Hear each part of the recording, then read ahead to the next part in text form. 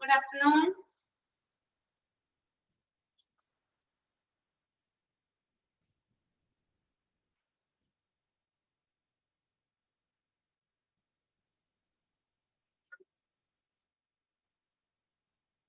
ശബ്ദമില്ലേ ആർക്കും?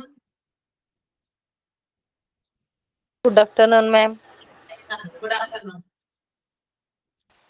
Good afternoon, ma'am. Good afternoon. Good afternoon, Miss. Good afternoon. Good afternoon, Miss. എല്ലാവർക്കും good afternoon കേട്ടോ.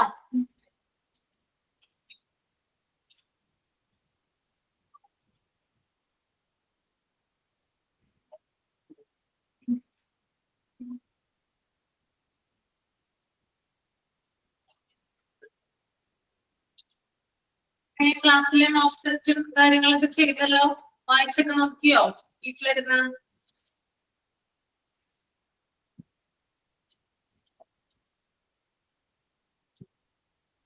Okay, clear ആണ്, സംശയമൊന്നുമില്ല, ഡൗട്ടൊന്നുമില്ല.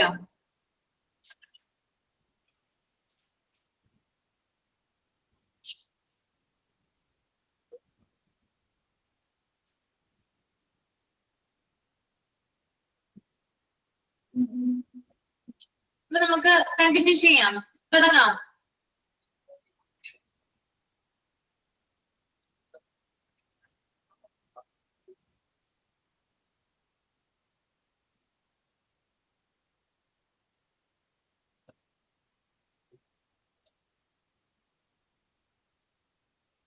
Mycology വരെ പറഞ്ഞല്ലേ കഴിഞ്ഞ ക്ലാസ്സില്? മൈക്കോളജി ആണോ നമ്മൾ എടുത്തത്?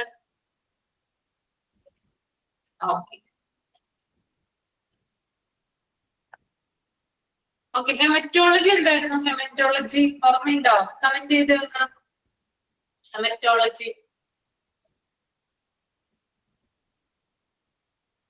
ഹെമറ്റോളജി എന്തിനെ കുറിച്ചുള്ള പഠനമാണ്? സ്റ്റഡി എന്തിനെ കുറിച്ചുള്ള സ്റ്റഡിയാ? സ്റ്റഡി ഓഫ് ബ്ലഡ് അല്ലേ? ഓക്കെ. ബാക്ടീരിയോളജിയോ? ബാക്ടീരിയോളജി സ്റ്റഡി ഓഫ് ബാക്ടീരിയ ആണോ?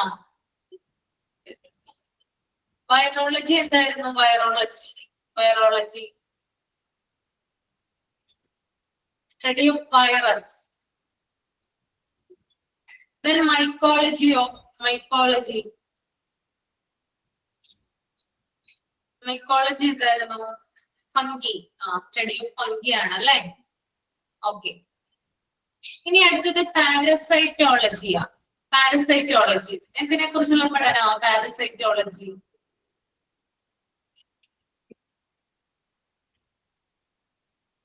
പാരസൈറ്റോളജി എന്തിനെ കുറിച്ചുള്ള പഠനമാ? സ്റ്റഡി ഓഫ് പാരസൈറ്റ്സ് അല്ലേ? Okay, study of parasites. പാരസൈറ്റ്സിനെ കുറിച്ചുള്ള പഠനമാണെന്ത് പാരസൈറ്റോളജി എന്ന് പറയുന്നത് അല്ലേ? ഓക്കെ. നെക്സ്റ്റ് വൺ ഇമ്മ്യൂണോളജി ആണ്. ഇമ്മ്യൂണോളജി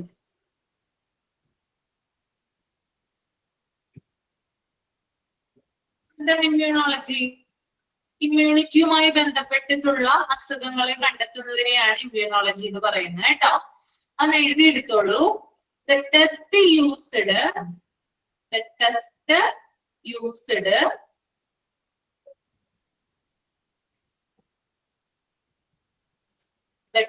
used diagnose congenital എന്ന് പറഞ്ഞാൽ എന്താ മീനിങ്? ജന്മനായുള്ളത് കേട്ടോ. congenital or acquired disease of congenital spelling of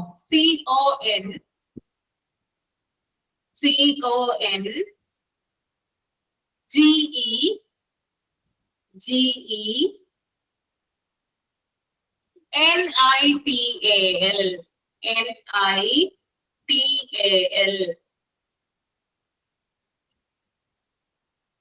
എഴുതിയോ?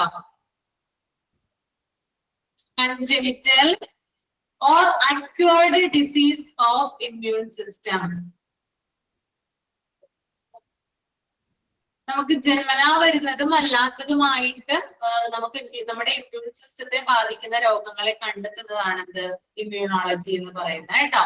ഒന്നുകൂടി പറയാം. The test used to diagnose congenital or acquired disease of immune system. നമുക്ക് എക്സാമ്പിൾ ആയിട്ട് പറയാം ടൈപ്പ് 1 ഡയബറ്റീസ്. എക്സാമ്പിൾ ആയിട്ട് പറയാവുന്നതാണ്. ഇമ്മ്യൂൺ സിസ്റ്റത്തെ ബാധിക്കുന്നതാണ് എന്ത് ടൈപ്പ് 1 ഡയബറ്റീസ് എന്ന് പറയുന്നത്.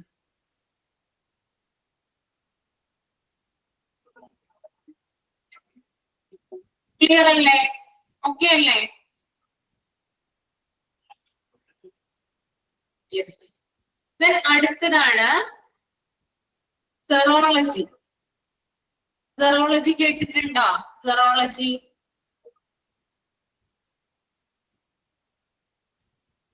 എന്താണ് സീജ? സെറോളജി എന്താ?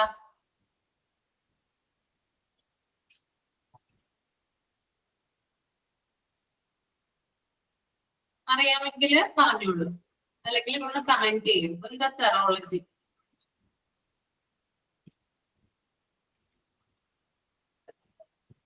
Study of പ്രോട്ടീനോ? അതായത് നമ്മുടെ ബ്ലഡിനകത്ത് എന്തെങ്കിലും ആന്റിബോഡീസ് ഉണ്ടെന്ന് ഐഡന്റിഫൈ ചെയ്യുന്നതിനെയാണ് സെറോളജി എന്ന് പറയുന്നത് കേട്ടോ. ഒന്ന് എഴുതിയെടുത്തോളൂ. ടെസ്റ്റ് യൂസ്ഡ് ടു ഫൈൻഡ്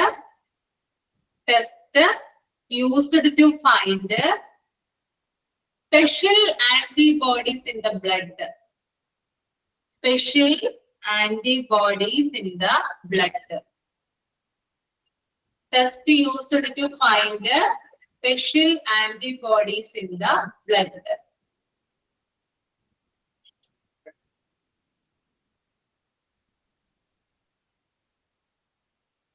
ഇപ്പൊ നമുക്ക് ചില അസുഖങ്ങളൊക്കെ പിടിപെട്ട് കഴിഞ്ഞാലോ, ഫോർ എക്സാമ്പിൾ ഇപ്പൊ മീസിൽസ്, 5-ാം പനി, അതുപോലെ COVID-19, അതുപോലെ മംസ്, ഇത്തരത്തിലുള്ള അസുഖങ്ങളൊക്കെ പിടിപെട്ട് കഴിയുമ്പോൾ നമ്മുടെ ബ്ലഡ് എടുത്ത് നോക്കാറുണ്ട് അല്ലെ.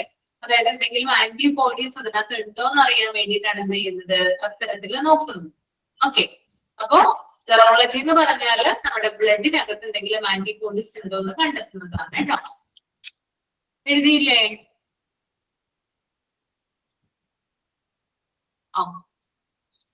Then next one, clinical biochemistry ആണ് ഞാൻ അടുത്തത് പറയാനായിട്ട് പോകുന്നത്. ക്ലിനിക്കൽ ബയോകെമിസ്ട്രിയിൽ ഫസ്റ്റ് വരുന്നത് ബയോകെമിക്കൽ അനാലിസിസും അതുപോലെ തന്നെ ഹോർമോണൽ അസൈസും ആണ്. അപ്പൊ നമുക്ക് എന്താണ് ബയോകെമിക്കൽ അനാലിസിസ് എന്ന് നോക്കാം. അതൊന്ന് എഴുതി എടുത്തോളൂ കേട്ടോ. ബയോകെമിക്കൽ അനാലിസിസ് എന്ന് ഹെഡിങ് കൊടുക്കുക.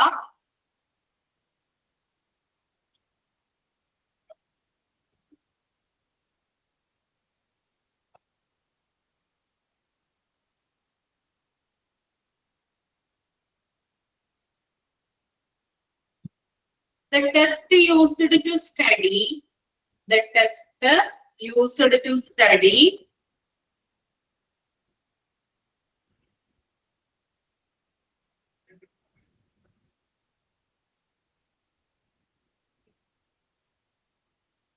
presence of enzymes,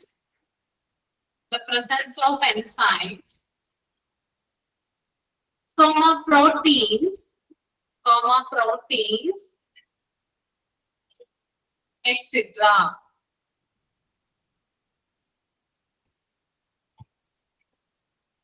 അതായത് നമ്മുടെ ബ്ലഡില് എന്തെങ്കിലും, അതായത് എൻസൈമുകളുടെയോ പ്രോട്ടീനുകളോ ഒക്കെ പ്രസൻസ് ഉണ്ടെങ്കിൽ അത് ഡയഗ്നോസ് ചെയ്യാൻ വേണ്ടിയിട്ടാണ് ഇത് നടത്തുന്നത്, ബയോകെമിക്കൽ അനാലിസിസ് നടത്തുന്നത്.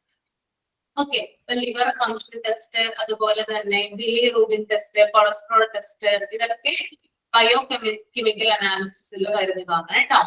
Okay, test used to study the presence of enzymes, proteins, etc. Clear ആണോ?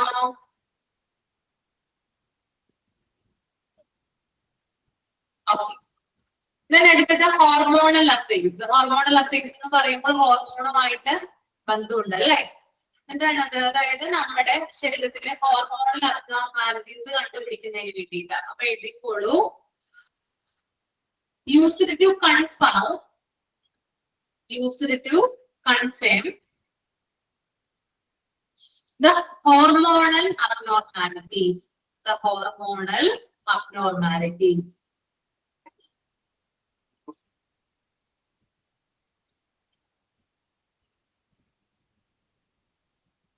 ഹോർമോൺ അബ്നോർമാലിറ്റീസ് കൊണ്ട് പലതരത്തിലുള്ള അസുഖങ്ങൾ ഉണ്ടാവാറുണ്ട്. ഏതൊക്കെയാണ് ഹോർമോണിന്റെ എന്താ പറയാ അബ്നോർമാലിറ്റി കൊണ്ട് ഉണ്ടാകുന്ന അസുഖങ്ങൾ ഏതൊക്കെയാ?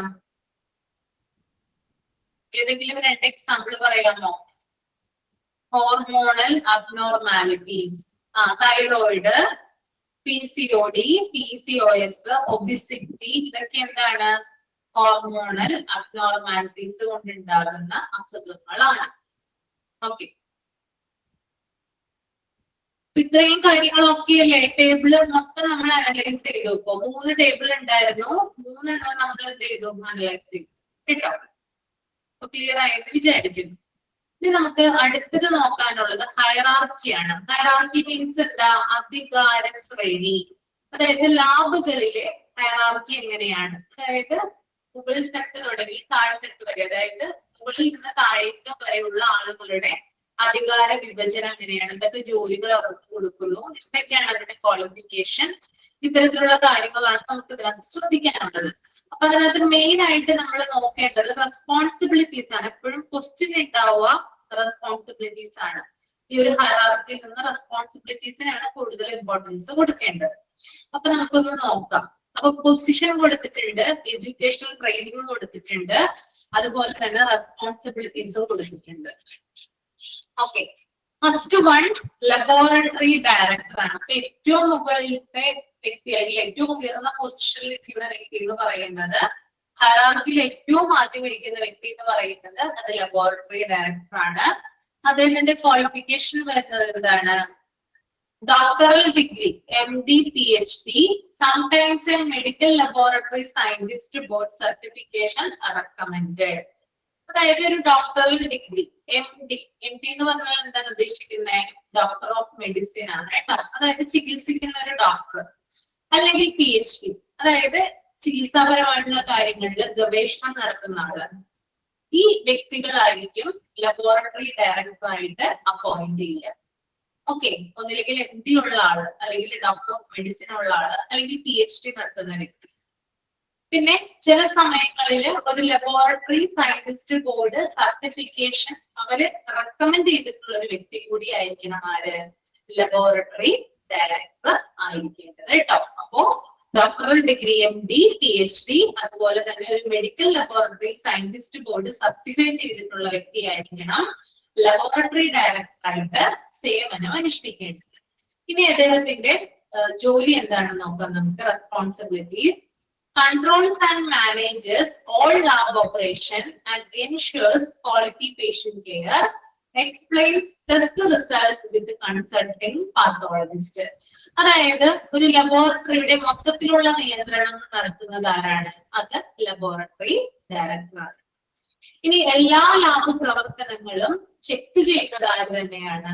ലബോറട്ടറി ഡയറക്ടർ ആണ്. അതുപോലെ തന്നെ രോഗികൾക്ക് ക്വാളിറ്റിയുള്ള അല്ലെങ്കിൽ ഗുണമേന്മയുള്ള സേവനം കൊടുക്കുന്നതും ആരാണ്? ഉറപ്പുവരുത്തുന്നതും ആരാണ്? ലബോറട്ടറി ഡയറക്ടർ ആണ്. ഇനി കൺസൾട്ടിംഗ് പാത്തോളജിസ്റ്റ്, അതായത് രോഗി കൺസൾട്ട് ചെയ്തിട്ടുള്ള ഡോക്ടറുമായിട്ട് രോഗിയുടെ ടെസ്റ്റ് റിസൾട്ടുകൾ എക്സ്പ്ലെയിൻ ചെയ്യുന്നതും ആരാണ്? ഈ ഒരു ലബോറട്ടറി ഡയറക്ടർ. ഓക്കെ, അപ്പോ ഒരു ലബോറട്ടറിയുടെ മൊത്തത്തിലുള്ള പ്രവർത്തനങ്ങൾ നോക്കി നടത്തുന്നു, അതുപോലെ തന്നെ പേഷ്യന്റിന്റെ ക്വാളിറ്റി ഉറപ്പാക്കുന്നു, അതുപോലെ ടെസ്റ്റ് റിസൾട്ടുകൾ കൺസൾട്ടിംഗ് പാത്തോളജിസ്റ്റുമായിട്ട് ചർച്ച ചെയ്യുന്നു. ക്ലിയർ ആണോ? ഓക്കെ ആണോ? ഇതിനകത്ത് റെസ്പോൺസിബിലിറ്റീസ് ആണ് കേട്ടോ ഇമ്പോർട്ടന്റ് ആയിട്ട് വരുന്നത്. നെക്സ്റ്റ് വൺ ടെക്നിക്കൽ സൂപ്പർവൈസർ ആണ് കേട്ടോ. ടെക്നിക്കൽ സൂപ്പർവൈസർ, അദ്ദേഹത്തിന്റെ ക്വാളിഫിക്കേഷൻ വരുന്നത് doctoral degree, MD or PhD, ഇപ്പോൾ പറഞ്ഞിട്ടുള്ള കാര്യങ്ങൾ തന്നെയാണ്. ഇനി may be masters or bachelors degree experience with board certification. Board സർട്ടിഫിക്കേഷനോട് കൂടിയിട്ടുള്ള മാസ്റ്റർ അല്ലെങ്കിൽ ബാച്ചിലർ ഡിഗ്രി ഉണ്ടായിരിക്കാം. അതായത് ഇപ്പൊ ലബോറട്ടറിയുമായി ബന്ധപ്പെട്ട് ലബോറട്ടറി സയൻസുമായി ബന്ധപ്പെട്ട വിഷയങ്ങളിൽ ഒന്നില്ലെങ്കിൽ ഡിഗ്രിയോ അല്ലെങ്കിൽ മാസ്റ്റേഴ്സോ ഉണ്ടാകാം എന്നുള്ളതാണ് ഇവിടെ എക്സ്പ്ലെയിൻ ചെയ്യുന്നത് കേട്ടോ.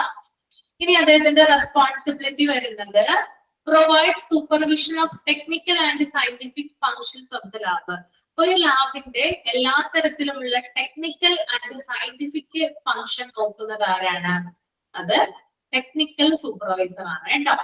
ഓക്കെ, അപ്പോൾ ടെക്നിക്കൽ ആൻഡ് സയന്റിഫിക് ഫങ്ഷൻസിന്റെ ചുമതലയുള്ളത് ടെക്നിക്കൽ സൂപ്പർവൈസർക്കാണ്. മൂന്നാമത്തെ പോയിന്റ് നമുക്ക് നോക്കാം, general supervisor. Okay, maybe the same person as the lab director or technical supervisor, depending on lab and experience.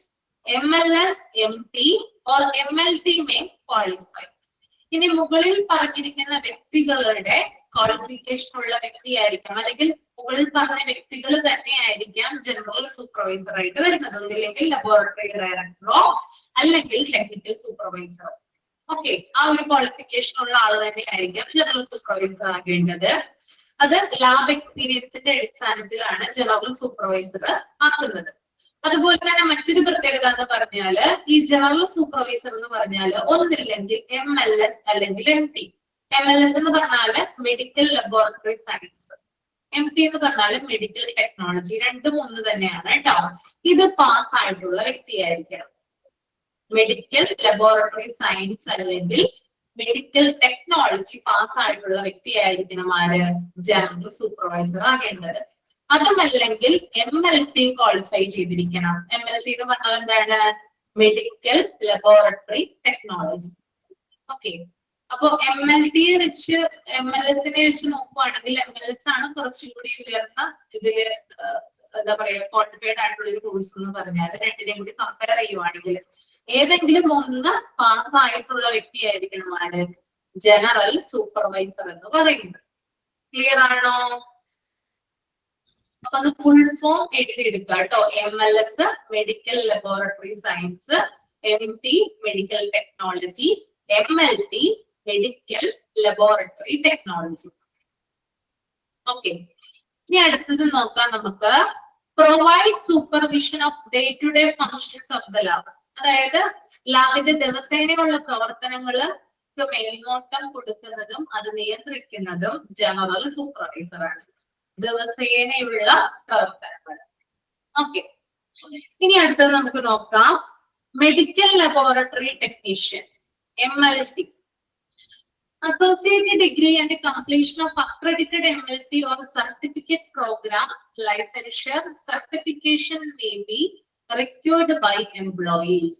അതായത് ഒരു MLT കോഴ്സ് പൂർത്തിയാക്കിയിട്ടുള്ള വ്യക്തിയായിരിക്കണം. അക്രഡിറ്റഡ് അംഗീകൃത MLT കോഴ്സ് പൂർത്തിയാക്കിയിട്ടുള്ള വ്യക്തിയായിരിക്കണം MLT ആകേണ്ടത്. മെഡിക്കൽ ലബോറട്ടറി ടെക്നീഷ്യൻ ആയിട്ട് സേവനം അനുഷ്ഠിക്കുന്ന വ്യക്തി MLT കോഴ്സ് പൂർത്തിയാക്കിയിരിക്കണം. പിന്നെ ലൈസൻസും വേണം. ഓക്കെ, അതായത് എംപ്ലോയർ ആവശ്യപ്പെടുന്ന മുറയ്ക്കനുസരിച്ച് ലൈസൻസും ഉണ്ടെങ്കിൽ അതും ഇമ്പോർട്ടന്റ് ആണ്. ഓക്കെ, അപ്പൊ ലൈസൻസ് ഉള്ള ഒരു സർട്ടിഫിക്കേഷനോട് കൂടിയിട്ടുള്ള വ്യക്തിയായിരിക്കണം ആര്? MLT ആയിട്ട് സേവനം അനുഷ്ഠിക്കേണ്ടത്. Performs customary test and quality control on test under supervision MLS MT. അതായത് പതിവ് പരിശോധനകളുടെ മേൽനോട്ടം വഹിക്കുന്നത് MLT ആണ്. ഒരു ലാബില് പതിവ് പരിശോധനകൾക്ക് മേൽനോട്ടം കൊടുക്കുന്നത് MLT ആണ്. അതുപോലെ തന്നെ MLS അല്ലെങ്കിൽ MTയുടെ സൂപ്പർവിഷനിലായിരിക്കും MLT പ്രവർത്തിക്കുന്നത്. MLS അല്ലെങ്കിൽ MTയുടെ സൂപ്പർവിഷനിലാണ് ആര് പ്രവർത്തിക്കുന്നത്? MLT പ്രവർത്തിക്കുന്നത്. Last one, ഫ്ലബോട്ടമിസ്റ്റ്. ഫ്ലബോട്ടമിസ്റ്റിനെ കണ്ടിട്ടുണ്ടാവുമല്ലോ എല്ലാവരും, ഇല്ലേ? കണ്ടിട്ടുണ്ടോ?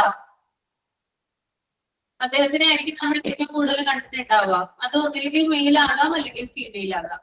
ആരാ ഫ്ലബോട്ടമിസ്റ്റ്?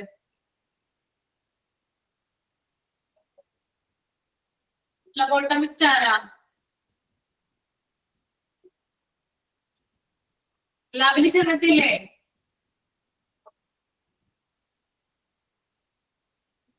ലാബിൽ ചെന്നിട്ടുണ്ട്, കണ്ടിട്ടുണ്ടോ ഫ്ലബോട്ടമിസ്റ്റിനെ? ബ്ലഡ് എടുക്കുന്ന വ്യക്തി അല്ലേ? ഓക്കെ. അപ്പൊ അദ്ദേഹത്തിന്റെ ക്വാളിഫിക്കേഷൻ നമുക്ക് നോക്കാം. High school degree and training or work experience. High school വിദ്യാഭ്യാസവും അതുപോലെ തന്നെ പരിശീലനങ്ങളും ട്രെയിനിങ്ങും വർക്ക് എക്സ്പീരിയൻസ് ഉള്ള വ്യക്തിയായിരിക്കണം ആര് ഫ്ലബോട്ടമിസ്റ്റ് ആകേണ്ടത്. എന്താ അവരുടെ ജോലി? Gathers blood samples from patients for lab test. അതായത് ലാബ് ടെസ്റ്റുകൾക്ക് വേണ്ടിയിട്ട് പേഷ്യന്റിൽ നിന്ന് ബ്ലഡ് സാമ്പിളുകൾ കളക്ട് ചെയ്യുന്ന വ്യക്തിയാണ് ആര് ഫ്ലബോട്ടമിസ്റ്റ് എന്ന് പറയുന്നത്. ഓക്കെ, ഓക്കെ ആണോ ഈ ടേബിള്? അപ്പൊ റെസ്പോൺസിബിലിറ്റീസ് എന്ത് ചെയ്യാം, അതിന് കൂടുതൽ ഇമ്പോർട്ടൻസ് കൊടുക്കുക കേട്ടോ. ലബോറട്ടറി ഡയറക്ടറുടെ റെസ്പോൺസിബിലിറ്റീസ് എന്താണ് നോക്കുക. Technical supervisor, general supervisor, MLT, PBT. ഇവരുടെ റെസ്പോൺസിബിലിറ്റീസിന് കൂടുതൽ ഇമ്പോർട്ടൻസ് കൊടുത്ത് ആ ടേബിള് പഠിക്കുക.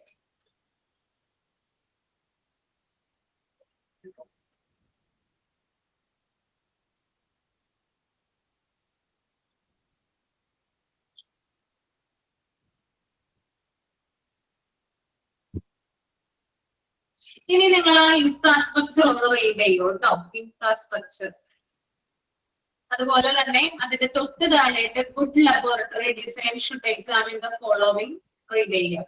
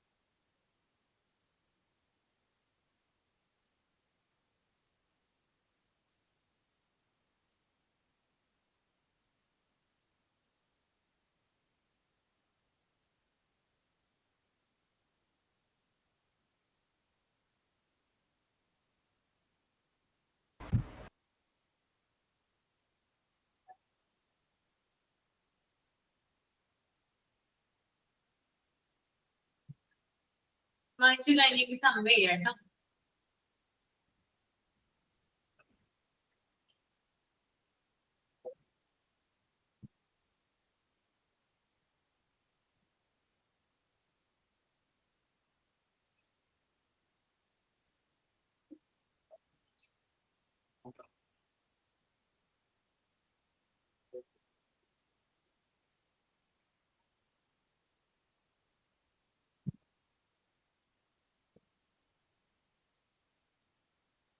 എല്ലാരും വായിച്ചു കഴിഞ്ഞോ?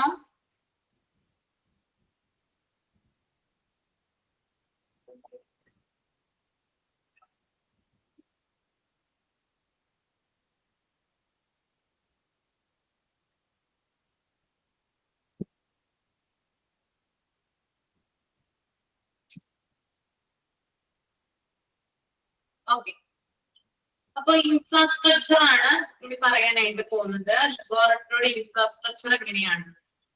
Infrastructure of the laboratory changes with the needs of the clinical research service provided by the laboratory, but the basic needs should meet the regulatory and international standards. Infrastructure of a laboratory directly affects the quality of research data, efficiency and safety of laboratory workers. The management of the laboratory is responsible for providing sufficient resources to staff to guarantee efficient working of a laboratory. അതായത് ലബോറട്ടറിയുടെ infrastructure എന്ന് പറയുന്നത് അത് നൽകുന്ന സർവീസിന്റെ ആവശ്യത്തിനനുസരിച്ച് മാറുന്ന പറയുന്നത്. അതായത് ഓരോ ലബോറട്ടറിയിൽ കൊടുക്കുന്ന സേവനങ്ങൾ എന്ന് പറയുന്നത് വ്യത്യസ്തമായിരിക്കും. ഓക്കെ, ഇപ്പൊ ഞാൻ കഴിഞ്ഞ ക്ലാസ്സിൽ പറഞ്ഞിട്ടായിരുന്നു, ഒരു ചെറിയ ലബോറട്ടറി കൊടുക്കുന്ന സേവനങ്ങള് ഒരിക്കലും ചിലപ്പോ വലിയ ലബോറട്ടറിയിൽ കൊടുക്കുന്നുണ്ടാവില്ല, അല്ലെങ്കിൽ ഒരു വലിയ ലബോറട്ടറി കൊടുക്കുന്ന സേവനങ്ങള് ചെറിയ ലബോറട്ടറി കൊടുക്കില്ല. അപ്പോ അതിന്റെ ഇൻഫ്രാസ്ട്രക്ചർ എങ്ങനെയാണ് മാറ്റം വരുന്നത്? സർവീസ്, അതായത് എന്ത് സർവീസ് ആണോ കൊടുക്കുന്നത് അതിനനുസരിച്ച് ഇൻഫ്രാസ്ട്രക്ചറിൽ മാറ്റം വരാം. ഇനി ഏത് തരത്തിലുള്ള ലബോറട്ടറി ആണെങ്കിലും അവിടെ നാഷണൽ ആൻഡ് ഇന്റർനാഷണൽ സ്റ്റാൻഡേർഡ്സ് കൃത്യമായിട്ട് പാലിച്ചിരിക്കണം. ഇത് ലബോറട്ടറിയിൽ എന്ന് പറഞ്ഞാൽ നമുക്ക് തോന്നിയ വിധത്തിൽ പ്രവർത്തിപ്പിക്കാൻ പറ്റുമോ? ലബോറട്ടറിയിൽ ഓരോരോ റൂൾസ് ആൻഡ് റെഗുലേഷൻസ് ഉണ്ടോ ലബോറട്ടറികളിൽ? എങ്ങനെയാ? ഹോസ്പിറ്റലിലുള്ള പോലെ തന്നെ ഇല്ലേ? നമ്മുടെ ഇഷ്ടത്തിനനുസരിച്ച് പ്രവർത്തിപ്പിക്കാൻ പറ്റുമോ ലബോറട്ടറി? പ്രവർത്തിപ്പിക്കാൻ പറ്റുമോ? എന്താണ് നിങ്ങളുടെ മറുപടി? പറയൂ. ഒരിക്കലും ഇല്ല, അല്ലേ? അതായത് ഓരോരോ നിയമങ്ങളുണ്ട്. അതായത് നാഷണൽ ആയിട്ടുള്ള റൂൾസ് ഉണ്ടാവാം, ഇന്റർനാഷണൽ റൂളുകൾ ഉണ്ടാകാം. അതിനനുസരിച്ചിട്ടാണ് ഇത് പ്രവർത്തിക്കുന്നത്, ലബോറട്ടറി പ്രവർത്തിക്കുന്നത്. ഓക്കെ, പിന്നെ അതുപോലെ തന്നെ ഒരു നല്ല ഇൻഫ്രാസ്ട്രക്ചറിൽ പ്രവർത്തിക്കുന്ന ഒരു ലബോറട്ടറി ആണെങ്കിൽ ആ ലബോറട്ടറിയില് ടെസ്റ്റ് റിസൾട്ടുകൾക്ക് ഗുണമേന്മ ഉറപ്പുവരുത്തുന്നു. അതായത് അവര് കൊടുക്കുന്ന ടെസ്റ്റ് റിസൾട്ടുകൾ 100% ആക്യുറേറ്റ് ആയിരിക്കും, വ്യക്തമായിട്ടുള്ളതായിരിക്കും ഉണ്ടാവുക, മിസ്റ്റേക്ക് ഒന്നും ഉണ്ടാവില്ല. അത് നല്ല ഒരു ഇൻഫ്രാസ്ട്രക്ചറിൽ പ്രവർത്തിക്കുന്ന ലബോറട്ടറി ആണെങ്കിലാണ് അത്തരത്തിലുള്ള ഒരു സേവനം ലഭിക്കുന്നത്. പിന്നെ അതുപോലെ തന്നെ ജോലിക്കാരുടെ എഫിഷ്യൻസി വർദ്ധിപ്പിക്കുന്നു. അവിടെ വർക്ക് ചെയ്യുന്ന എംപ്ലോയീസിന്റെ എഫിഷ്യൻസി വർദ്ധിപ്പിക്കുന്നു. അതുപോലെ തന്നെ ലാബ് ജീവനക്കാരുടെ സുരക്ഷ ഉറപ്പാക്കുന്നു. അതായത് ലാബിൽ പ്രവർത്തിക്കുന്ന ഓരോ ആളുകൾക്ക് എന്ത് വേണം? സെക്യൂർ ആവശ്യമാണ്, അല്ലെ? സേഫ്റ്റി ആവശ്യമാണ്. അപ്പൊ അതിനനുസരിച്ചിട്ട് ലാബ് ജീവനക്കാർക്ക് വേണ്ടിയിട്ടുള്ള സുരക്ഷകൾ ഉറപ്പുവരുത്തുന്നു.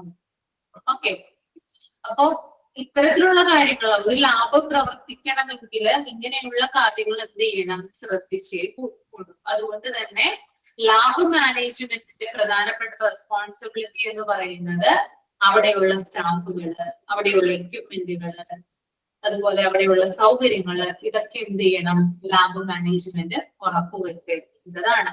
ഒരു ലാബ് ഇപ്പൊ സ്റ്റാർട്ട് ചെയ്തെന്ന് വിചാരിച്ചിട്ട് അത് തോന്നിയ പോലെ പ്രവർത്തിക്കാനായിട്ട് പാടില്ല. അവിടെയുള്ള സ്റ്റാഫുകൾക്ക് വേണ്ട രീതിയിലുള്ള സേഫ്റ്റി കൊടുക്കണം, അവരുടെ എക്യുപ്മെന്റ് നല്ല രീതിയിൽ പ്രവർത്തിക്കണം. സ്റ്റാഫുകൾക്കായാലും അവിടെ വരുന്ന പേഷ്യൻസിനായാലും എല്ലാ തരത്തിലുള്ള സൗകര്യങ്ങള് ലാബ് മാനേജ്മെന്റ് ഉറപ്പാക്കിയിട്ടുണ്ടാകും. ഓക്കെ, മനസ്സിലായോ? ഓക്കെ അല്ലേ? The next one, good laboratory design should examine the following. നല്ലൊരു ലബോറട്ടറി എങ്ങനെയായിരിക്കണം, എങ്ങനെയാണ് അതിന്റെ ഡിസൈൻ വരുന്നത് നമുക്ക് നോക്കാം. ഫസ്റ്റ് പോയിന്റ് സൈനേജ് ആണ്. Signage within or outside the facility should be made available that consists of the following information: name, registration number, service offered, working hours, contact number, fees for different tests and services. അതായത് സൈനേജുകൾ സ്ഥാപിക്കുക എന്നുള്ളത് നിങ്ങൾ കണ്ടിട്ടില്ലേ? ലബോറട്ടറിയുടെ അകത്തും പുറത്തും എന്തുണ്ട്? Sign ബോർഡുകൾ ഉണ്ടല്ലേ? കണ്ടിട്ടുണ്ടോ?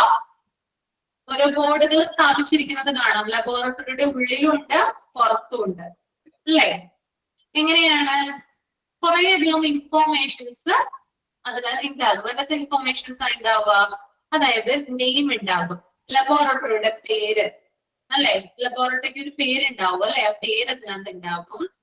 പിന്നെ അവരുടെ രജിസ്ട്രേഷൻ നമ്പർ, അല്ലെ? അവരുടെ അംഗീകൃതമായിട്ട് പ്രവർത്തിക്കുന്ന ഒരു ലബോറട്ടറി ആണെങ്കിൽ നിർബന്ധമായിട്ടും ഒരു രജിസ്ട്രേഷൻ നമ്പർ ഉണ്ടാകും. പിന്നെ സർവീസ് ഓഫേർഡ്, എന്തൊക്കെ സർവീസുകളാണ് അവര് ഓഫർ ചെയ്തിരിക്കുന്നത്. അതായത് ബ്ലഡ് ടെസ്റ്റ് ഉണ്ടാവാം, യൂറിൻ ടെസ്റ്റ് ഉണ്ടാവാം, കുറേയധികം എന്തൊക്കെയാണ് അവർ കൊടുക്കുന്ന സേവനങ്ങൾ അതൊക്കെ അവിടെ എഴുതിയിട്ടുണ്ടാവും. വർക്കിംഗ് അവേഴ്സ് അല്ലെ, എത്ര മണി തുടങ്ങി എത്ര മണി വരെയാണ്. ചില ലാബുകൾ രാവിലെ 7 മണി തുടങ്ങി വൈകിട്ട് 7 മണി വരെ ആയിരിക്കും. ഇനി മറ്റു ചില ലാബുകൾ 6 മണിക്ക് സ്റ്റാർട്ട് ചെയ്തിട്ട് വൈകിട്ട് 6 മണി വരെ ആയിരിക്കും അല്ലെ. അപ്പൊ വർക്കിംഗ് അവേഴ്സ് എത്രയാണോ അത് അവിടെ നിർബന്ധമായിട്ടും എഴുതിയിരിക്കുക. പിന്നെ അതുപോലെ തന്നെ കോണ്ടാക്ട് നമ്പർ, ലാബിനെ ബന്ധപ്പെടുന്നതിന് വേണ്ടിയിട്ട് ഒരു മൊബൈൽ നമ്പർ അല്ലെങ്കിൽ ഒരു ടെലിഫോൺ നമ്പർ കൊടുത്തിട്ടുണ്ടാകും. Fees for different test and services, അതുപോലെ തന്നെ അവിടെ കൊടുക്കുന്ന സേവനങ്ങൾ, ടെസ്റ്റുകൾക്കൊക്കെ എത്ര രൂപയാണ്, ഫീസ് എത്രയാണ് വരുന്നത്, എമൗണ്ട് എത്രയാണെന്നും എവിടെ കൊടുത്തിട്ടുണ്ടാവും, ഈ സൈനേജ് ബോർഡിൽ സ്ഥാപിച്ചിട്ടുണ്ടാവും. അപ്പൊ അകത്തും ഉണ്ടാകും പുറത്തും ഇത് വെച്ചിട്ടുണ്ടാവും കേട്ടോ. ഓക്കെ, ഇനി രണ്ടാമത്തെ പോയിന്റ് നമുക്ക് നോക്കാം. Essential health and safety regulations, use safety signage as applicable. അതുപോലെ തന്നെ സുരക്ഷയുമായി ബന്ധപ്പെട്ട്, അവിടെ വരുന്ന ജീവനക്കാരുടെ സേഫ്റ്റിയുമായി ബന്ധപ്പെട്ട് അല്ലെങ്കിൽ അവിടെ വരുന്ന പേഷ്യന്റിന്റെ സേഫ്റ്റിയുമായി ബന്ധപ്പെട്ട് സേഫ്റ്റി സൈനേജുകൾ സ്ഥാപിച്ചിട്ടുണ്ടാവും. എന്താണ് സേഫ്റ്റി സൈനേജ് എന്ന് പറയുന്നത്? നമുക്കറിയാം അല്ലെ, നമ്മള് ലബോറട്ടറിയിലൊക്കെ ചെല്ലുന്ന സമയത്ത് സ്കെൽട്ടൻ അല്ലെ, തലയോട്ടിയുടെ രൂപമൊക്കെ കാണാറില്ലേ? കുറേയധികം സൈനുകൾ കാണാറുണ്ട് അല്ലെ. സ്കെൽട്ടൻ കണ്ടിട്ടുണ്ടോ? അസ്ഥികൂടത്തിന്റെ തലയോട്ടി എന്താ ഉദ്ദേശിക്കുന്നേ? അതിന്റെ മീനിങ് എന്താ? തലയോട്ടി വെച്ച് കഴിഞ്ഞാല് എന്താ ഉദ്ദേശിക്കുന്നത്? എന്താ അതിന്റെ അർത്ഥം? എന്താ? ലാബിന്റെ ഉള്ളില്, അതായത് നമ്മൾക്ക് പ്രവേശിക്കാൻ പറ്റാത്ത ഏരിയയിലൊക്കെ അത് വെച്ചിട്ടുണ്ടാവും. എന്താ ഉദ്ദേശിക്കുന്നത്? കണ്ടിട്ടില്ല? ഇതുവരെ എത്ര പേര് കാണാത്തതുണ്ട് ലാബിൽ ചെന്നിട്ട്? അസ്ഥികൂടത്തിന്റെ തലയോട്ടി കാണാത്തവർ എത്ര പേരുണ്ട്? ഡേഞ്ചർ ആണ് അല്ലെ, അപകടമാണ്, അങ്ങോട്ട് ചെല്ലാനായിട്ട് പാടില്ല. ഓക്കെ, കുറേയധികം ഉണ്ട്. അത് നമ്മൾ ഈ ചാപ്റ്ററിന്റെ ലാസ്റ്റ് പഠിക്കും, എന്തൊക്കെ സൈനുകളാണ് ലബോറട്ടറിയിൽ യൂസ് ചെയ്യുന്നത് കേട്ടോ. ഓക്കെ, അപ്പോ എസെൻഷ്യൽ ആയിട്ടുള്ള ഹെൽത്ത് ആൻഡ് സേഫ്റ്റി റെഗുലേഷൻസ്, അതായത് പറ്റുന്നത്ര രീതിയിൽ സേഫ്റ്റി സൈനേജുകൾ സ്ഥാപിക്കാന്നുള്ളതാണ് കേട്ടോ. അങ്ങനെ സേഫ്റ്റി സൈനേജുകൾ സ്ഥാപിച്ചു കഴിഞ്ഞാൽ പേഷ്യൻസ് ആയാലും അവിടെയുള്ള എംപ്ലോയീസ് ആണെങ്കിലും അതിന്റെ അടുത്തേക്ക് പോവില്ല. മൂന്നാമത്തെ പോയിന്റ് എമർജൻസി പ്ലാൻസ്, അടിയന്തരമായിട്ടുള്ള എന്താ പറയാ ചില പ്ലാനുകൾ, ആസൂത്രണങ്ങൾ. Fire, chemical spillage, lab accident etcetera and disaster management plans. അതായത് ഫോർ എക്സാമ്പിൾ ലബോറട്ടറിയിൽ തീപിടുത്തം ഉണ്ടായെന്ന് വിചാരിക്കുക. തീപിടുത്തം ഉണ്ടാകുമ്പോൾ അത് പ്രിവെന്റ് ചെയ്യാനുള്ള കാര്യങ്ങൾ എന്ത് ചെയ്യണം? നമ്മൾ മുൻകൂട്ടി തന്നെ പ്ലാൻ ചെയ്തിരിക്കണം. തീപിടുത്തം ഉണ്ടായി കഴിഞ്ഞാൽ അതിനെ പ്രിവെന്റ് ചെയ്യാനായിട്ട് എന്തൊക്കെ കാര്യങ്ങൾ ചെയ്യാം, എന്തൊക്കെ നടപടികളാണ് എടുക്കേണ്ടത്, ആദ്യം എന്താണ് ചെയ്യേണ്ടത്, അവസാനം എന്താണ് ചെയ്യേണ്ടത്, അത് വന്നിട്ടല്ല എന്ത് ചെയ്യേണ്ടത്? പ്ലാൻ ചെയ്യേണ്ടത് അല്ലെ. ഹോസ്പിറ്റലിലായാലും ലാബിലായാലും ഇന്ന ആക്സിഡന്റുകൾ ഉണ്ടാകാം അല്ലെങ്കിൽ ഇന്ന എമർജൻസികൾ ഉണ്ടാകാമെന്ന് അവർക്കറിയാൻ പറ്റും. അതുകൊണ്ട് തന്നെ ഇത് നേരത്തെ തന്നെ എന്ത് ചെയ്യണം? ഒരു പ്ലാൻ മുൻകൂട്ടി തയ്യാറാക്കേണ്ടതുണ്ട്. ഒരു തീപിടുത്തം ഉണ്ടായി കഴിഞ്ഞാൽ എന്തൊക്കെ പ്രിക്കോഷൻസ് ആണ് എടുക്കേണ്ടത്? Okay, that is emergency plans. പിന്നെ അതുപോലെ തന്നെ കെമിക്കൽ സ്പില്ലേജ്, നമുക്കറിയാം ധാരാളം കെമിക്കൽസ് ലബോറട്ടറിയിൽ യൂസ് ചെയ്യുന്നുണ്ട് അല്ലെ. അപ്പൊ ഇത്തരത്തിൽ കെമിക്കലുകൾ ചോർന്നു കഴിഞ്ഞാൽ അത് വളരെയധികം ബാഡ് ആയിട്ടാണ് എഫക്ട് ചെയ്യുന്നത്. ഓക്കെ, ഇപ്പൊ കെമിക്കലുകളുടെ ചോർച്ച ഉണ്ടായി കഴിഞ്ഞാൽ എന്ത് ചെയ്യണം? അതിന് വേണ്ടിയിട്ടുള്ള പ്രിക്കോഷൻസ് എടുക്കേണ്ടത്. ഓക്കെ, പിന്നെ ലാബ് ആക്സിഡന്റ്, പലതരത്തിലുള്ള ലാബ് ആക്സിഡന്റ് നടക്കാം അല്ലെ. ചിലപ്പോൾ പൊട്ടിയൊക്കെ തെറിക്കാം, കെമിക്കൽസ് ഒക്കെ പൊട്ടിത്തെറിക്കാം, അല്ലെങ്കിൽ വേറെ എന്തെങ്കിലും അപകടങ്ങൾ ലാബിൽ പറ്റാം. ഇപ്പൊ പേഷ്യന്റിന്റെയോ അല്ലെങ്കിൽ അവിടെ വർക്ക് ചെയ്യുന്ന സ്റ്റാഫിന്റെയോ മേത്ത് ചിലപ്പോൾ കെമിക്കൽസ് തെറിച്ചെന്ന് വരാം, സ്കിന്നിലോ കണ്ണിലൊക്കെ ആയിന്ന് വരാം. അതൊക്കെ ആക്സിഡന്റുകളാണ് അല്ലെ. അപ്പൊ അങ്ങനെയുള്ള സമയത്തൊക്കെ എന്ത് ചെയ്യണം? വേണ്ട രീതിയിൽ പ്രിക്കോഷൻസ് എടുക്കണം. പിന്നെ ഡിസാസ്റ്റർ മാനേജ്മെന്റ്, എന്തെങ്കിലും കാര്യങ്ങൾ ദുരന്തവുമായി ഒരു കാര്യം അവിടെ സംഭവിച്ചു കഴിഞ്ഞാൽ അത് കുറയ്ക്കുന്നതിന് വേണ്ടിയിട്ടുള്ള പ്ലാനുകളും മറ്റും തയ്യാറാക്കിയിരിക്കണം. അപ്പോ എന്തെങ്കിലും അപകടം നടന്നു കഴിഞ്ഞതിന് ശേഷമല്ല പ്ലാൻ തയ്യാറാക്കേണ്ടത്, മറിച്ച് അതിനു മുമ്പ് നമ്മൾ പ്ലാൻ തയ്യാറാക്കിയാലാണ് നമുക്ക് അതിനെ മുന്നോട്ട് കൊണ്ടുപോകാനായിട്ട് അല്ലെങ്കിൽ നമുക്ക് അതിൽ നിന്ന് ഒരു സംരക്ഷണം ലഭിക്കുക. ക്ലിയർ ആണോ? 3 പോയിന്റും ഓക്കെ ആണോ? ഇനി നാലാമത്തെ പോയിന്റ് ആണ് കോൺസ്റ്റന്റ് പവർ സപ്ലൈ. ലബോറട്ടറി ആണ്, കറണ്ട് വേണം അല്ലെ. കറണ്ട് ഉണ്ടെങ്കിൽ മാത്രമാണ് കണ്ണ് കാണാൻ സാധിക്കുകയുള്ളൂ ലബോറട്ടറിയിൽ. അതുപോലെ തന്നെ മെഷീനുകള് വർക്ക് ആവുള്ളൂ. ആണോ? മെഷീനുകൾ വർക്ക് ചെയ്യണ്ടേ? എന്നാൽ മാത്രമല്ലേ ടെസ്റ്റുകൾ നടത്താൻ പറ്റുള്ളൂ. അപ്പോ നിലയ്ക്കാത്ത രീതിയിലുള്ള പവർ സപ്ലൈ, വൈദ്യുതി ഉണ്ടായിരിക്കണം. എപ്പോഴും കറണ്ട് അവൈലബിൾ ആയിരിക്കണം. Okay. The next one, ventilation, environment control, temperature, humidity, etc. are lighting arrangement. അതുപോലെ തന്നെ വേണ്ട രീതിയിലുള്ള വെന്റിലേഷൻ അഥവാ വായു സഞ്ചാരം ഉണ്ടായിരിക്കണം ഇവിടെ ലബോറട്ടറിയില്. പിന്നെ അതുപോലെ തന്നെ ടെമ്പറേച്ചർ, അതായത് ഒരു ടെമ്പറേച്ചർ കൊടുത്തിട്ട് ആ ടെമ്പറേച്ചറിലായിരിക്കണം ലബോറട്ടറി സ്ഥിതി ചെയ്യേണ്ടത്. പിന്നെ ഹ്യൂമിഡിറ്റി അഥവാ ആർദ്രത, ഇത്രയും മാത്രമാണ് ഉണ്ടാവുള്ളൂ. അങ്ങനെ കുറേയധികം റൂൾസ് ആൻഡ് റെഗുലേഷൻസ് ഉണ്ട്. അപ്പോ പിന്നെ ലൈറ്റിംഗ് അറേഞ്ച്മെന്റ്സ് വേണം. കൃത്യമായിട്ട് വെളിച്ചവും വെട്ടമൊക്കെ ഉള്ള സ്ഥലമായിരിക്കണം ലബോറട്ടറിയിൽ ഉണ്ടായിരിക്കണം പറഞ്ഞു. The next one, communication facility with the referral centers. അതുപോലെ തന്നെ റെഫറൽ സെന്റേഴ്സുമായിട്ട് കമ്മ്യൂണിക്കേഷൻ ഉണ്ടായിരിക്കണം. എന്താണ് ഈ റെഫറൽ സെന്റേഴ്സ് എന്നതുകൊണ്ട് ഉദ്ദേശിക്കുന്നത്? What is mean by referral centers? എന്താ റെഫറൽ സെന്റേഴ്സ്?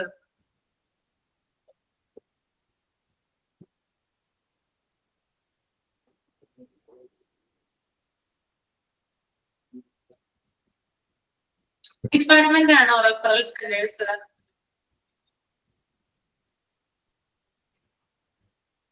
ബ്രാഞ്ച് അല്ലേ? അതായത് നമ്മളിപ്പോ നമ്മുടെ തൊട്ടടുത്തിട്ടുള്ള ഒരു ലബോറട്ടറിയിൽ ചെന്നെന്ന് വിചാരിക്കുക. അപ്പോ അവിടെ നമ്മൾക്കുള്ള, അതായത് നമ്മൾക്ക് ഡോക്ടർ എഴുതി തന്നിട്ടുള്ള ടെസ്റ്റുകൾ എന്ത് ചെയ്യുന്നില്ല എന്ന് വിചാരിക്കാം. ഓക്കെ. അപ്പൊ ഒരു പറയാണ്, ഞാൻ പറഞ്ഞിട്ടുണ്ടായിരുന്നു ക്ലാസ്സിൽ 2 ദിവസം കഴിഞ്ഞിട്ടേ റിസൾട്ട് കിട്ടുള്ളൂ, കാരണം ഇത് ഞങ്ങളുടെ മെയിൻ ബ്രാഞ്ചിന് അയക്കണം എന്ന് പറയുവാണ്. ഓക്കെ, മെയിൻ ബ്രാഞ്ചിന് അയക്കണം എന്ന് പറയാണ് ഈ സാമ്പിള്. കാരണം അവിടെ അതിനുള്ള സൗകര്യങ്ങളില്ല. അപ്പൊ എന്ത് ചെയ്യും? മറ്റു ലാബുകളിലേക്ക് എന്ത് ചെയ്യും? സാമ്പിളുകൾ അയക്കും. ഓക്കെ. അപ്പൊ എപ്പോഴും എന്ത് ചെയ്യണം? റെഫറൽ സെന്റേഴ്സുമായിട്ട് ഒരു കോണ്ടാക്ട് വേണം. അപ്പൊ നമ്മളിപ്പോ എന്തെങ്കിലും ഒരു ബ്ലഡ്, എന്തെങ്കിലും ഒരു ടെസ്റ്റ് ചെയ്യാൻ വേണ്ടി നമ്മൾ ബ്ലഡ് കൊടുത്തു വിചാരിക്കുക. ബ്ലഡ് എന്ത് ചെയ്യും? അവിടെ നിന്ന് ആ ബ്രാഞ്ചിലോട്ട് അയക്കും. പിന്നെ അവിടെ നിന്നായിരിക്കും എന്ത് കിട്ടുക? നമുക്ക് റിസൾട്ടുകൾ കിട്ടുക. അപ്പൊ നമ്മൾ ചെന്ന് ചോദിച്ചപ്പോ അവർ പറയുവാണ്, മറ്റന്നാൾ രാവിലെ വരൂ, റിസൾട്ട് റെഡി ആവുമെന്ന് പറയുവാണ്. അപ്പൊ നമ്മൾ മറ്റന്നാൾ രാവിലെ ചെന്നു, പക്ഷെ റിസൾട്ട് ആയിട്ടില്ല എന്ന് പറയുവാണ്. അപ്പൊ അവരെന്ത് സിസ്റ്റത്തിൽ നോക്കിയിട്ട് അപ്ഡേറ്റ് ചെയ്യും. എപ്പോഴാണ് ആവുക, ഏത് സമയത്താണ് ആവുക എന്ന് അവിടെ നിന്ന് വിവരം ലഭിക്കും. ഓക്കെ. അപ്പൊ എപ്പോഴും റെഫറൽ സെന്റേഴ്സുമായിട്ട് എന്ത് വേണം?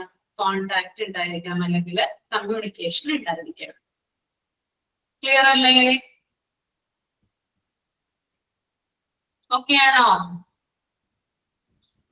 The next point, transport of specimen sample to referral centers. ഇനി എന്ത് ചെയ്തിരിക്കണം? അതായത് സാമ്പിളുകള് റെഫറൽ സെന്റേഴ്സിലേക്ക് ട്രാൻസ്പോർട്ട് ചെയ്യാനുള്ള സംവിധാനം ഉണ്ടായിരിക്കണം. ട്രാൻസ്പോർട്ട് ചെയ്യുന്നതിനുള്ള സംവിധാനം ഉണ്ടായിരിക്കണം. Okay. The next, lab areas that contain carcinogens, radioisotopes, biohazard and lasers should be correctly marked with the proper warning signs. പിന്നെ അതുപോലെ തന്നെ നമ്മുടെ ലാബ് ഏരിയയില് കാർസിനോജൻസ് ഉണ്ടാക്കുന്നുണ്ട്. കാർസിനോജൻസ് എന്ന് പറഞ്ഞാൽ എന്താണ്? ക്യാൻസർ ഉണ്ടാക്കുന്ന ഘടകങ്ങളാണ് കേട്ടോ കാർസിനോജൻസ് എന്ന് പറയുന്നത്. അതുപോലെ റേഡിയോ ഐസോട്ടേപ്പുകൾ ഉണ്ട് അല്ലെ? അതുപോലെ തന്നെ ബയോഹസാർഡ് ഉണ്ട്, പിന്നെ ലേസേഴ്സ്, ഇത്തരത്തിലുള്ള കാര്യങ്ങളൊക്കെ പ്രോപ്പർ വാർണിംഗ് സൈനോട് കൂടിയിട്ട് വേണം കൈകാര്യം ചെയ്യാൻ. അതായത് പ്രോപ്പർ ആയിട്ട് വാൺ ചെയ്തിരിക്കണം. അതായത് ഇങ്ങനെയുള്ള കാര്യങ്ങളാണ്, കാർസിനോജൻസ് ആണ്, റേഡിയോ ഐസോട്ടോപ്പ് ആണ്, അല്ലെങ്കിൽ ബയോഹസാർഡ് ആണെന്ന് കൃത്യമായിട്ട് സൈൻ അവിടെ കൊടുത്തിരിക്കണം. എന്നാൽ മാത്രമാണ് മറ്റുള്ള ആളുകൾ അതുമായി ബന്ധപ്പെട്ടുള്ള പ്രിപ്പറേഷൻസ് എടുക്കുക. Next one, two HU.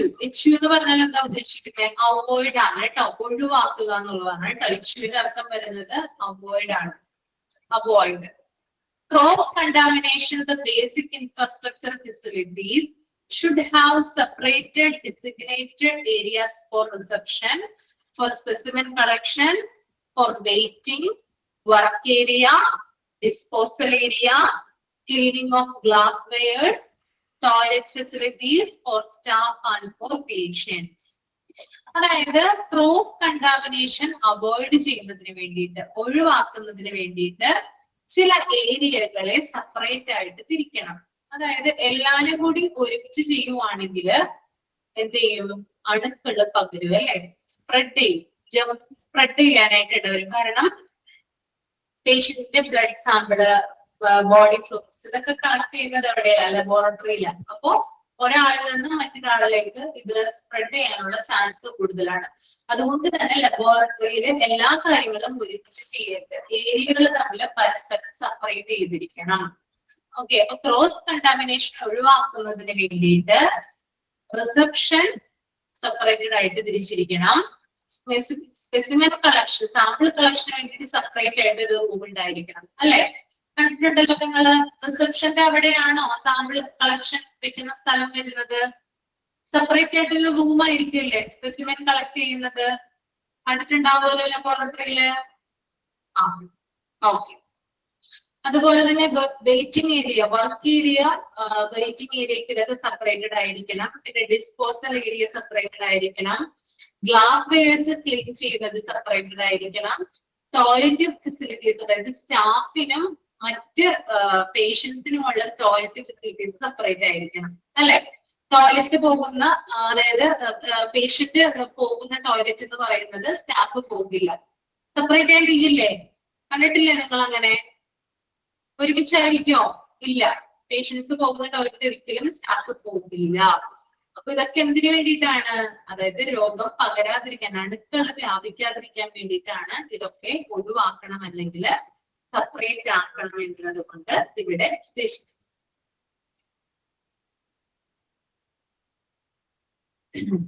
Then next, last one, specimen sample slide storage facility, including cold storage wherever applicable. Only authorized personnel should have access to examination area, record keeping areas. അതുപോലെ തന്നെ specimens അല്ലെങ്കിൽ sample അല്ലെങ്കിൽ slide ഇതൊക്കെ store ചെയ്ത് വെക്കുന്നതിന് വേണ്ടിയിട്ട് separate ആയിട്ട് cold storage സംവിധാനം ഉണ്ടായിരിക്കണം, അല്ലെ? നമ്മൾക്കറിയാം ഈ സാമ്പിളൊക്കെ എന്ത് ചെയ്യാറുണ്ട്?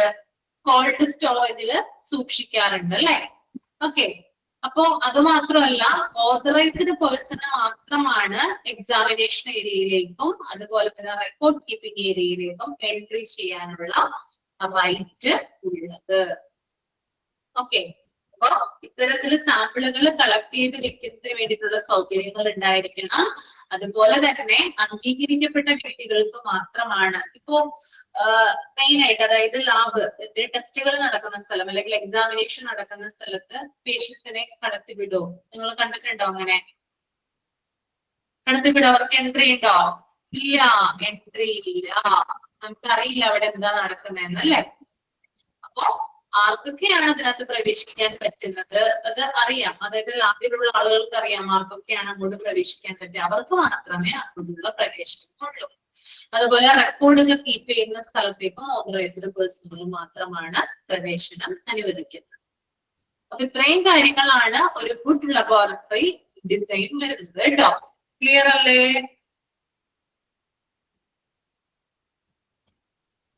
ഇനി താഴെയുള്ളത് നിങ്ങളൊന്ന് റീഡ് ചെയ്തോളൂ കേട്ടോ.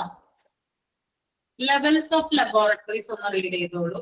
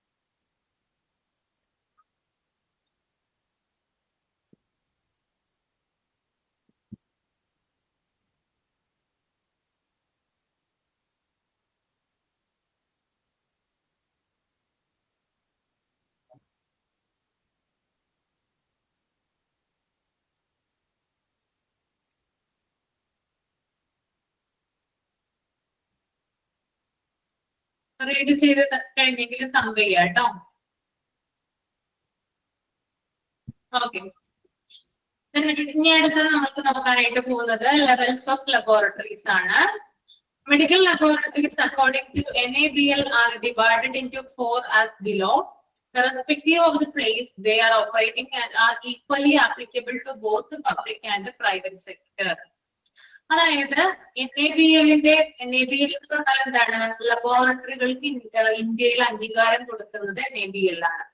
ഓക്കെ, നാബ് എന്താണെന്ന് കേട്ടിട്ടുണ്ടോ? NABH. നാബ് എന്ന് പറയുന്നത് ഇന്ത്യയിലെ ഹോസ്പിറ്റലുകൾക്ക് അംഗീകാരം കൊടുക്കുന്ന ഏജൻസിയാണ്, അല്ലെങ്കിൽ ഒരു സംഘടനയാണ്. NABL എന്ന് പറഞ്ഞാൽ ഇന്ത്യയിലെ ലബോറട്ടറികൾക്ക് അക്രഡിറ്റേഷൻ കൊടുക്കുന്ന ഒരു സ്ഥാപനമാണ്. ഓക്കെ, അപ്പോ ഈ NABL 4 രീതിയിൽ ലാബുകളെ തിരിച്ചിട്ടുണ്ടെന്നാണ് പറയുന്നത്. അത് പ്രൈവറ്റ് സെക്ടറിലും പബ്ലിക് സെക്ടറിലും അങ്ങനെ തന്നെയാണ് ഡിവൈഡ് ചെയ്തിരിക്കുന്നത്. അപ്പൊ നമുക്ക് നോക്കാം. ഫുൾ ഫോം ഞാൻ പറയാം, വെയിറ്റ് ചെയ്യൂ കേട്ടോ. NABL എഴുതിയെടുക്കൂ. NABL എഴുതിയെടുക്കൂ. National Accreditation, National Accreditation Board four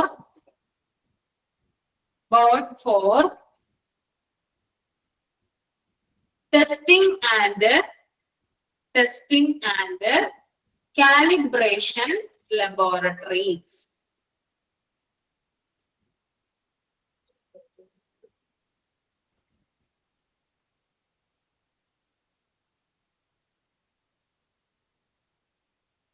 National Accreditation Board for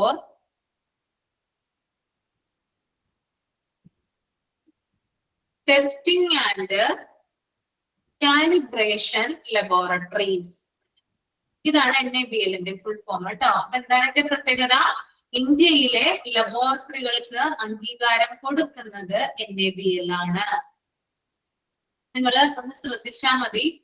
ലബോറട്ടറികളിൽ പോകുമ്പോൾ NABLന്റെ അക്രഡിറ്റേഷൻ അഥവാ അംഗീകാരം കിട്ടിയിരിക്കുന്ന സർട്ടിഫിക്കറ്റ് അവിടെ ഹാങ് ചെയ്തിട്ടുണ്ടോ എന്ന് നോക്കണം.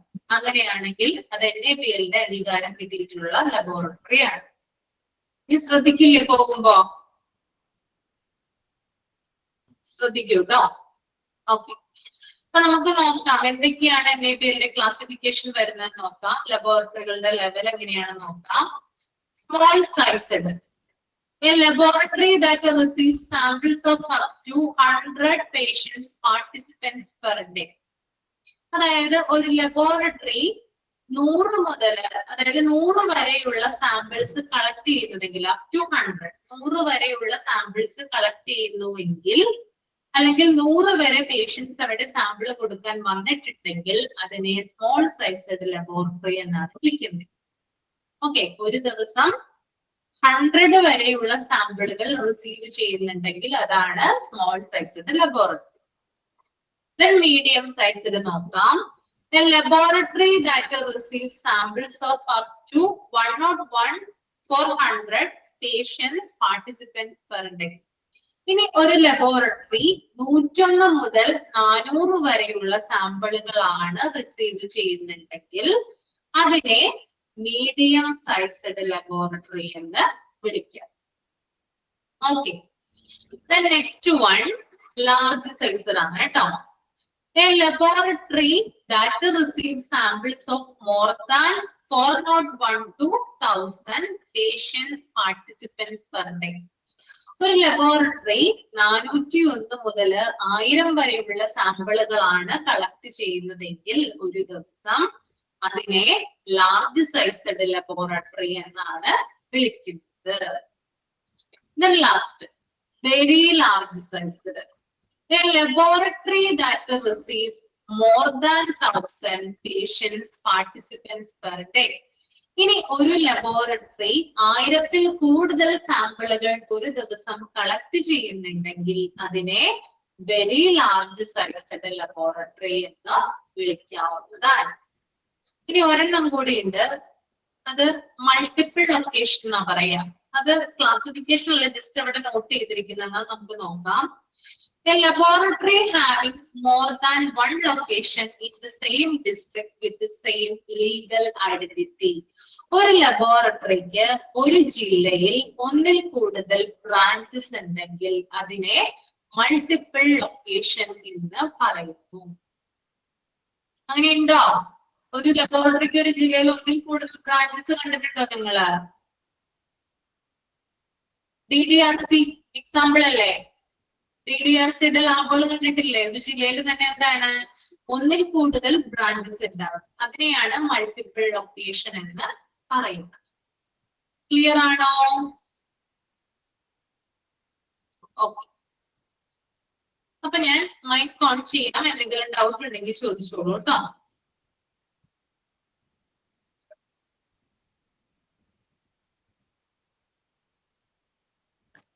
മൾട്ടിപ്പിൾ ലൊക്കേഷന് എക്സാമ്പിൾ പറഞ്ഞ അതിന്റെ പേരൊന്നും കൂടെ പറയാമോ?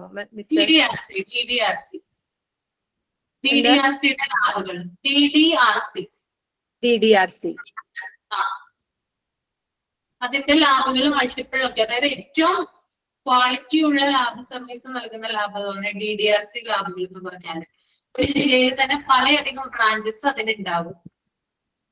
ഓക്കെ, വേറെയും ലാബുകൾ ഉണ്ട് കേട്ടോ. ഞാനത് അതായത് കോമൺ ആയിട്ട് നമ്മൾ ഉപയോഗിക്കുന്ന അല്ലെങ്കിൽ നമുക്ക് ഏറ്റവും കൂടുതൽ ഫെമിലിയർ ആയിട്ടുള്ള ലാബാണ് DDRCയുടെ ലാബ്. DDRC അതെ, DDRC. Okay, thank you miss. Okay.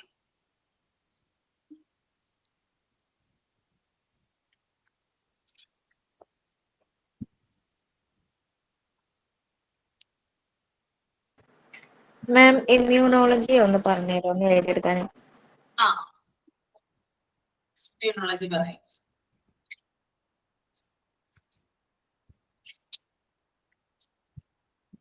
എഴുതിക്കോളൂ കേട്ടോ.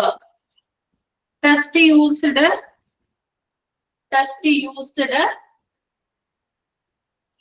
Diagnose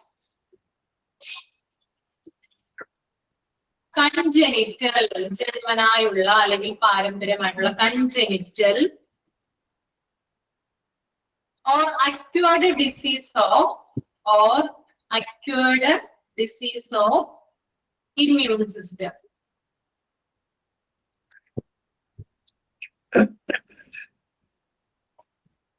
Test used to diagnose congenital or acquired disease of immune system. അതാണ് ഇമ്മ്യൂണോളജി. കിട്ടിയോ? പിന്നെ പാരസൈറ്റോളജി എന്ന് പറഞ്ഞാൽ സ്റ്റഡി ഓഫ് പാരസൈറ്റ്സ് ആണ് കേട്ടോ. Study of parasites.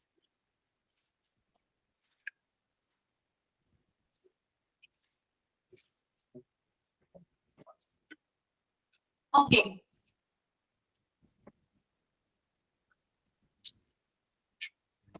ഡൗട്ടില്ലെന്ന് വിചാരിക്കുന്നു. വൈൻഡപ്പ് ചെയ്തോട്ടെ.